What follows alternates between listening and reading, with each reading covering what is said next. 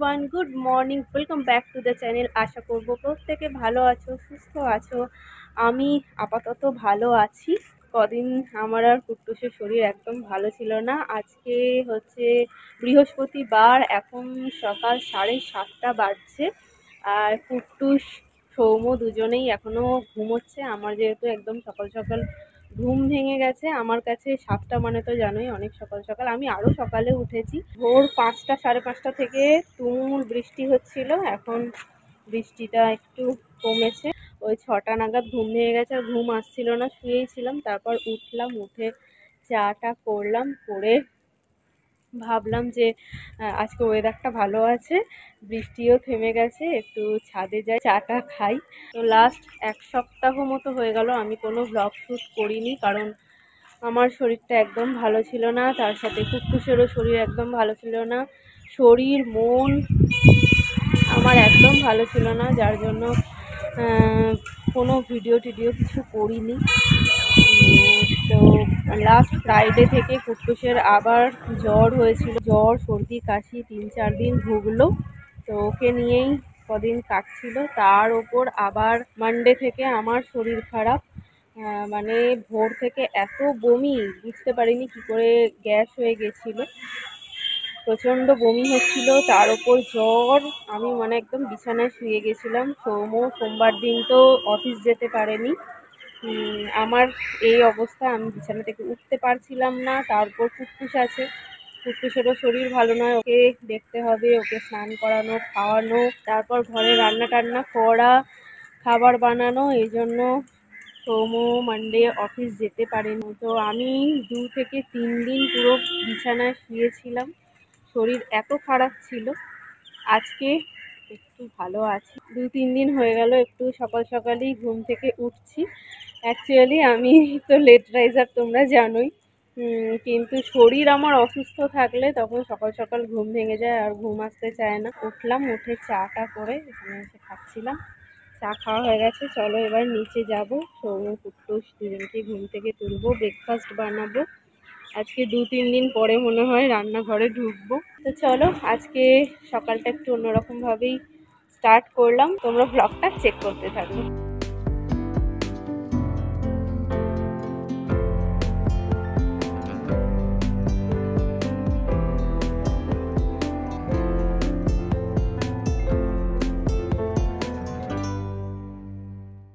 একটু আগেই বৃষ্টি হয়েছে, দেখো ফুলগুলোর ওপরে জল পড়ে আছে, কি সুন্দর লাগছে। চলো পুজোর জন্য এখান থেকে একটু ফুল তুলে নিয়ে যাই। এগুলো আমারই গাছের ফুল। এখানে আমার কারি পাতা গাছের থেকেও একটু কারি পাতা নিয়ে যাই, ব্রেকফাস্ট বানানো যাবে। 8:30 বাজে বাবাই, ওঠো। কুট্টুস কিন্তু খুব গুড বয় হয়েছিল কদিন। আমার যেহেতু শরীরটা খারাপ ছিল, কুট্টুস সৌম্যর কাছে ঘুমিয়েছে, স্নান করেছে, খেয়েছে, তাই না বাবা? না, ওঠো বাবা, আমার সোনা ছেলে, গুড বয়। চলো তাড়াতাড়ি ব্রেকফাস্টটা বানিয়ে নিই। আজকে ভাবছি ব্রেকফাস্টে ধোসা বানাবো। তো ধোসার জন্য আলাদা করে ব্যাটার আমার কালকে রাতে বানানো নেই, তাই ভাবছি নর্মাল যেভাবে আমি সুজি টক দই দিয়ে চিলা বানাই ওইভাবেই করব। ভিতরে একটু আলুর পুর দেব, সেটার জন্যই দেখো কড়ার মধ্যে একটু তেল দিয়েছি, তার মধ্যে সর্ষে কারি পাতা ফোড়ন দিয়েছি, দিয়ে পেঁয়াজ আর টমেটো দিয়েছি। তারপরে প্রেসারে আলু সিদ্ধ করে নিয়েছি, আলু সিদ্ধটা দিয়ে দিলাম, নুন দিলাম, পরিমাণ মতো হলুদ দিলাম, কাঁচা লঙ্কা দিয়েছি, ঝাল ঝাল করে একটু আলুর পুরটা করছি।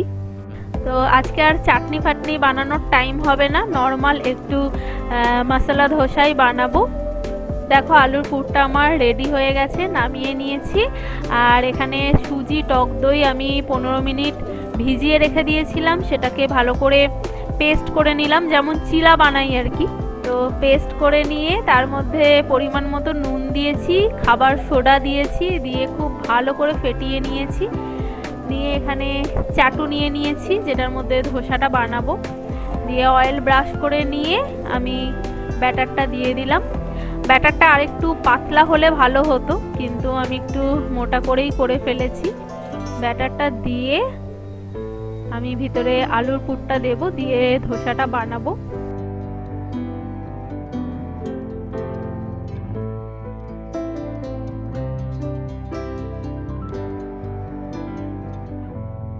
এদিকে দেখো কুট্টুস রেডি হয়ে গেছে, কুট্টুস স্কুলে যাচ্ছে। কুট্টুসকে টিফিনে চিলা করে দিলাম, ওই ব্যাটারটার মধ্যেই একটু সবজি দিয়ে চিলা করে দিয়েছি। যেহেতু আলুর পুরটা একটু ঝাল ঝাল হয়েছে, তাই কুট্টুসকে আর আলুর পুরটা দিলাম না। Bye bye.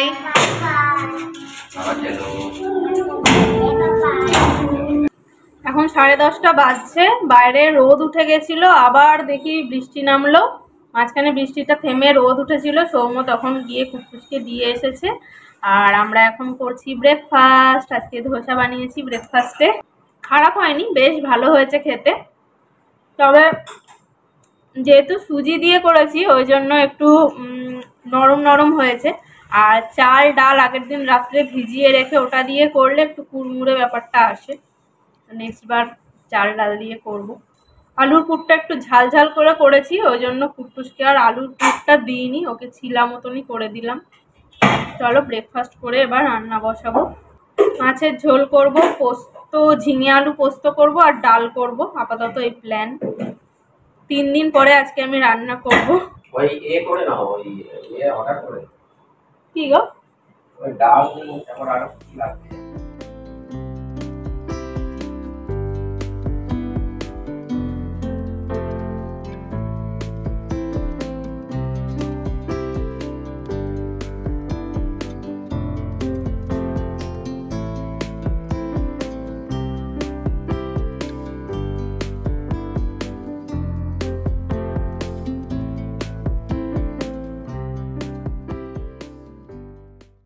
এখন দুপুর 1টা বাজে, আমি স্নান করে পুজো দিয়ে নিলাম। আর আজকে কুট্টুসকে সৌম্যই আনতে গেছিলো, আমি যাইনি। ও বললো তোমাকে যেতে হবে না। অ্যাকচুয়ালি যেহেতু 2 দিন ধরে সেরকম কিছু খেতে পারিনি, আজকে শরীরটা খুব দুর্বল লাগছে। তো রান্না টান্না হয়ে গেছে, কুট্টুস স্কুল থেকে চলে এসেছে, কুট্টুসের স্নান হয়ে গেছে। চলো ওকে আগে খাইয়ে দিই। ওর জন্য আলাদা আজকে কিছুই করিনি, মাছ ভাজা ডাল আর ঝিঙে আলু পোস্ত দিয়ে খাবে। এখন দুপুর 3টে বাজছে, আমরা লাঞ্চ করেই দেখো ফ্ল্যাটে চলে এসেছি। সৌম্য বললো যে চলো, কদিন যাওয়া হয়নি, দেখে আসি কতটা কাজ হয়েছে। তো এসে দেখলাম দেখো আমাদের কিচেনের কাজ স্টার্ট হয়েছে। তো আজকে একবারে আমাদের ফ্ল্যাটের কালার টালার চুজ করে তারপরে যাব। এই প্লাইয়ের কাজ শেষ হলেই কালার স্টার্ট হবে। কি করছে রে বাবাই? ঠিক করছে।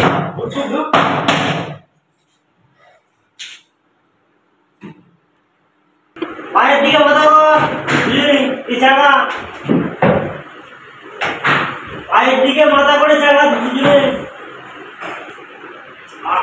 অত না।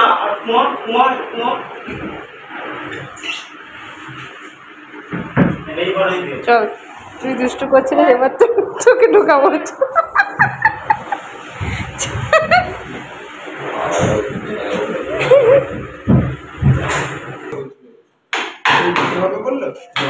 এইটা কি কালার না এটা কাগজ মারা আছে? কাগজটার উপরে মানে কালারটার উপরে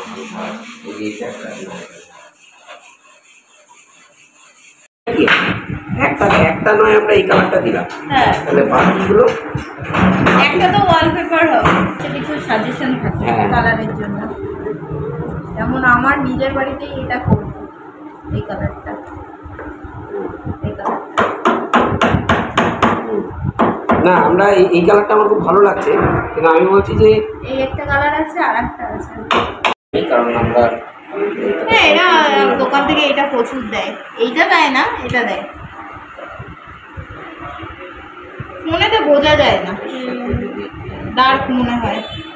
এখন রাত 9:45 বাজছে, আমরা ওই বাড়ি থেকে এসেছি ওই 5:30 5:45 নাগাদ। 3টের সময় গেছিলাম, তোমাদের দেখাচ্ছিলাম। আমরা সব কালার সিলেক্ট করেছিলাম, রুমের কালার। তো প্রচুর কালার দেখিয়েছে, তার মধ্যে এই বইটা নিয়ে এসেছি। দেখেছি যে ডিসিশন নিতে পারছিলাম না, লাস্টে আমাদেরকে বললো আপনারা এটা নিয়ে যান।